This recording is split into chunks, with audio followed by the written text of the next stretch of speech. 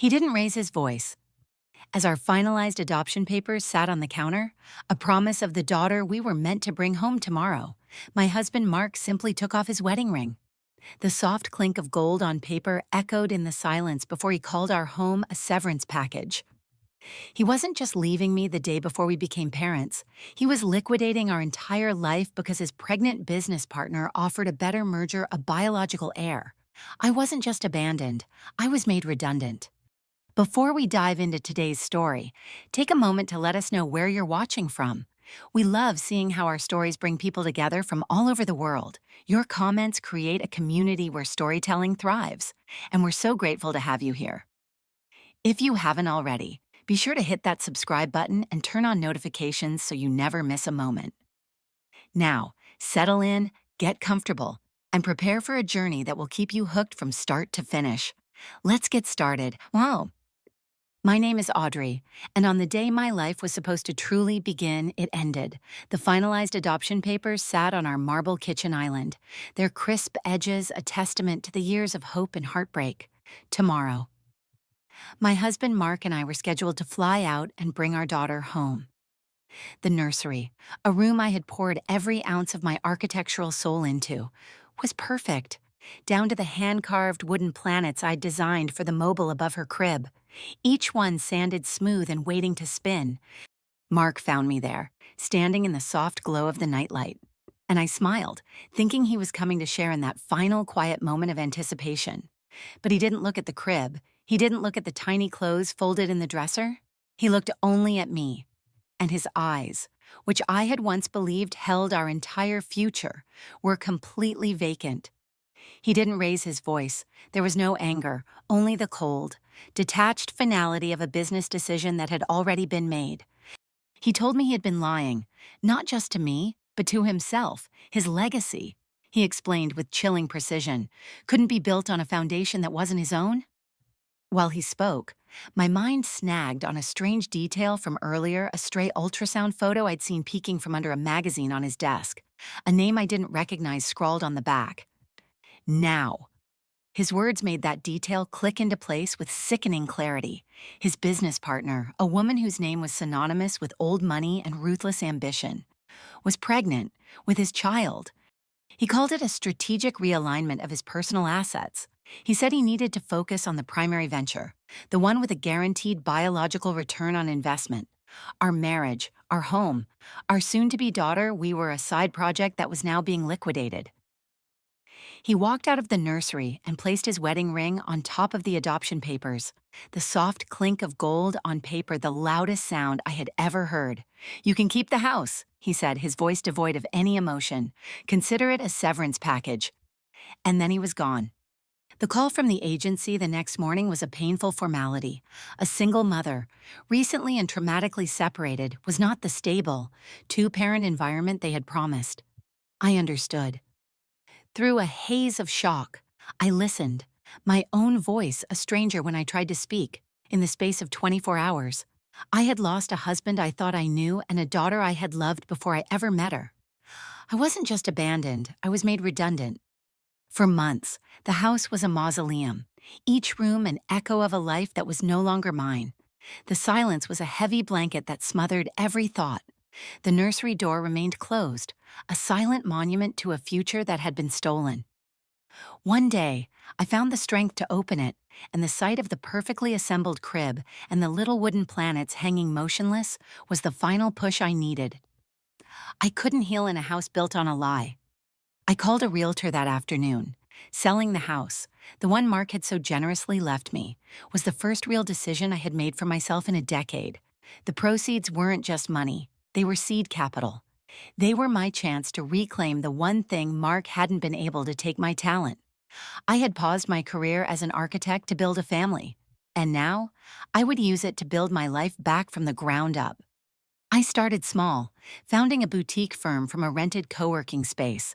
I named it Keystone Designs, because I was determined to be my own cornerstone. I focused on projects with meaning: sustainable, human-centric spaces that nurtured communities. I poured endless nights and every waking hour into my work, the clean lines of my blueprints bringing an order to my life that my heart desperately craved. The grief was still there, a low hum beneath the surface, but it was now accompanied by the satisfying exhaustion of creation. My first major client after the community center was a wealthy developer who looked at me not as an architect, but as a hobbyist. He'd second guess every material choice, preface his doubts with now, "Audrey, don't get emotional," and frequently try to bypass me to speak to my male structural engineer. It was a battle on two fronts, designing a building and defending my right to do so. The turning point came in a tense boardroom meeting where he questioned my load-bearing calculations. I didn't raise my voice. I simply spread the raw engineering data across the table and walked him through the physics, equation by equation, until his condescension evaporated, replaced by a grudging respect. It was a small victory, but it reminded me that competence was a language everyone eventually understood. 2 years of relentless work passed, a blur of deadlines, client meetings, and the slow, steady rebuilding of my identity. My firm had grown, its reputation built on a foundation of integrity and innovation. We landed a significant contract renovating an old, neglected community center for at-risk youth.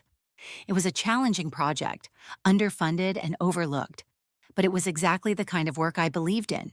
It was there, amidst the dust and the smell of paint, that I met Leo. Her full name was Leonora, but she insisted on Leo. She was 11, with eyes that seemed far older, and a sketchbook that was permanently attached to her hand. She spent her afternoons at the center, not participating in the group activities, but observing everything with a quiet, critical intensity. She was a ward of the state, bounced between foster homes for years, and she wore her distrust like a suit of armor. I didn't seek her out, but our paths kept crossing. I'd find her studying my blueprints, her brow furrowed in concentration. One afternoon, she pointed a finger at a section of the design for the new library space. "The lighting is wrong," she said, without preamble. "You've got a huge north-facing window, but the main reading area is in shadow. The light should be the centerpiece." She was right. It was a flaw my own team had overlooked. Intrigued, I asked to see her sketchbook. It was filled with astonishingly sophisticated digital art, created on a battered secondhand tablet. She had an innate understanding of space, color, and light that was beyond anything I'd ever seen in someone so young. We started talking, not about our pasts or our feelings, but about design. We talked about structural integrity and color theory, about how a physical space could make people feel safe or inspired. Our bond wasn't forged in shared trauma, but in mutual respect for each other's craft. She started staying late, helping me review plans and offering brutally honest feedback. I, in turn, bought her a new professional-grade tablet and software, framing it as a commission for her to create art for the center's reopening. We became a team. She never asked for anything, and I never offered pity. We were simply two creators, building something together. One evening, as we were packing up, she looked at me with that unnervingly direct gaze. "Why don't you have any kids?" she asked. The question was blunt but not unkind, and for the first time in years, I told someone the whole story. I didn't cry. I just laid out the facts, just as Mark had done to me. When I finished, she was quiet for a long time, sketching on her tablet. Then she looked up and said, "So you got made redundant, too." It was the most profound expression of empathy I had ever received. The idea of adoption grew slowly, organically. It wasn't about me needing a daughter or her needing a mother. It was about recognizing that we were already a kind of family, a partnership. The legal process was long, but this time, it felt different. It was grounded in a reality we had built together, not a fragile dream. The day the adoption was finalized, there were no grand celebrations. We just went for pizza. And she finally showed me the animation she'd been secretly working on, a 3D fly-through of our community center project, brought to life with a beauty that took my breath away. That animation became our secret weapon at a crucial presentation to secure funding for a much larger project. My laptop crashed, taking our entire presentation with it. As panic began to set in, Leo calmly walked to the podium, plugged in a USB drive, and played her animation on the main screen. The room fell silent. Her work didn't just show the building, it showed the life within it. It told a story. We won the contract that day, and Keystone Designs was suddenly on the map. Our success grew steadily from there, built on long nights and countless revisions. My firm became known for its innovative and compassionate designs, and our mother-daughter partnership became our signature. Leo was my junior designer, my sharpest critic, and my daughter. Our home was a creative chaos of blueprints and drawing tablets, filled with laughter and the quiet hum of two people who understood each other perfectly. I had stopped looking in the rearview mirror, convinced that the ghost of my past was finally gone. Then came the invitation to the National Architecture and Design Awards. My community center project had been nominated for the Social Impact Award, the industry's highest honor. The night of the ceremony felt surreal, standing there in a designer gown, with Leo beside me looking impossibly grown up and chic in a tailored suit. I felt a sense of peace I thought I'd never feel again. When they called my name, the applause sounded distant. I walked to the stage, my hand clutching Leo's, my heart full. I spoke about the power of design to heal, about building spaces that see the people within them. I thanked my team, and then I looked at my daughter. And most of all, I said, my voice thick with emotion, I want to thank my partner in design and in life, my brilliant daughter, Leo. The applause was thunderous, but as my eyes scanned the crowd, they snagged on a face in the back, a face I had spent years trying to forget. It was Mark. He looked diminished. His expensive suit was rumpled, his face was gaunt, and his confidence was replaced by a raw, searching look. After I left the stage, we were immediately surrounded by reporters. They asked about my inspiration, my next project, Leo's incredible talent. We were bathed in the flash of cameras, a whirlwind of congratulations. And then, the whirlwind parted. Mark pushed his way through the crowd, his eyes fixed on us. He ignored me completely. He moved towards Leo, his arms open in a gesture of paternal pride. I always knew she had it in her, he announced to the nearest camera. Our family is just so incredibly proud of our girl. The air crackled with confusion. Reporters looked from Mark to me to Leo. The smile on my face froze. Time seemed to slow as Mark reached for Leo, his hands about to touch her shoulders. But Leo didn't flinch. She didn't look scared or confused. She simply took one deliberate step back, creating a small, unbridgeable chasm between them. She tilted her head, her expression one of polite, clinical curiosity in the sudden dead silence of the room.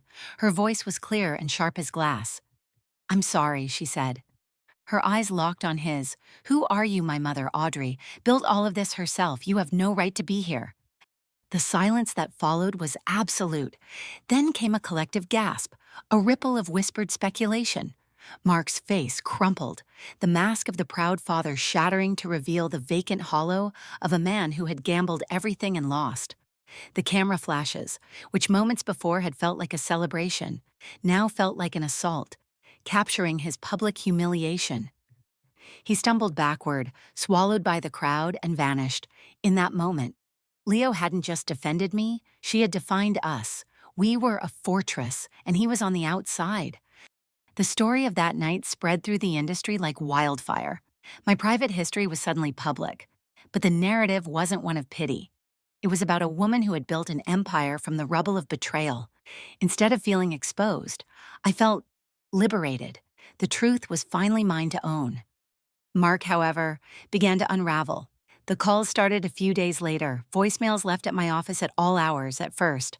They were filled with tearful apologies, rambling about his loneliness. He talked about the failure of his relationship, the collapse of his company, the crushing weight of his mistakes. He painted himself as a tragic figure who just wanted a second chance with his family. When I didn't respond, the tone shifted, the pleas turned into demands. He said I owed him, that my success was built on the severance package he had given me. He accused me of turning his own daughter against him, conveniently forgetting that he had never met Leo until that night. His messages became a toxic cocktail of self-pity and entitlement, and each one was a chilling reminder of the man who could so easily reframe reality to suit his needs. I didn't engage, I didn't block his number. Instead, I created a new folder. Every voicemail was saved, every desperate email was archived, every text message was screenshotted. I documented his escalating harassment with the same meticulous detail I used for a building schematic. It wasn't about revenge, it was about protection. I was building a firewall, brick by digital brick. The day I saw his car parked across from Leo's school was the day the fear became a cold, hard stone in my stomach. It was an old, unremarkable sedan. Nothing like the luxury cars he used to drive, but I knew the slump of his silhouette in the driver's seat. He wasn't doing anything illegal, just watching. My hands tightened on the steering wheel, my breath catching in my throat. I glanced at Leo in the passenger seat, happily chatting about her coding class, completely oblivious. I forced a smile, kept the conversation going, and drove a winding, indirect route home, my eyes constantly flicking to the rearview mirror.